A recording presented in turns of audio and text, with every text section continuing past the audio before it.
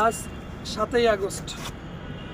গতকাল এবং গত পরশু দিন অর্থাৎ 5ই আগস্ট হচ্ছে আমাদের বাংলাদেশটা আবার একটা স্বৈরাচারী সরকারের কাছ থেকে স্বাধীন হয়েছে। দ্বিতীয়বার আর একটা দেশ স্বাধীন হয়েছে আমি মনে করি।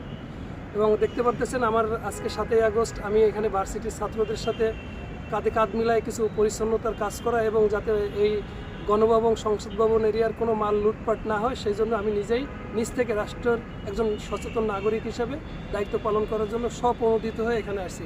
এবং আমার পিছনে যে মহান জাতীয় সংসদটা দেখতেছেন, আমার বক্তব্যটা হচ্ছে এইটাই যে এই জাতীয় সংসদে যেন আর কোনো দুর্নীতিবাজ, আর কোনো ডাকাত ধরনের মানুষ, কোনো সিন্ডিকেট করা মানুষ, কোনো চোর বাটপার দুর্নীতিগ্রস্ত মানুষ যাতে আমরা নির্বাচিত করে এই জাতীয় সংসদে আর না পাঠাই।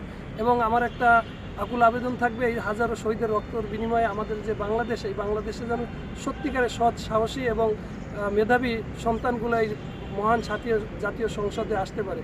এবং এই জন্য আমাদের এই ছাত্রদের রক্তের বিনিময়ে আজকে যে আবার দ্বিতীয় দফায় স্বাধীনতা অর্জিত হলো, এই কাঠামো, রাষ্ট্রের যে বিভিন্ন কাঠামোগুলো, এইগুলো যেন আর ধ্বংস করা না হয় এবং এমন একটা কাঠামো গড়ে তোলা হয় যার মাধ্যমে কোনো স্বৈরাচার আর যেন তৈরি না হতে পারে।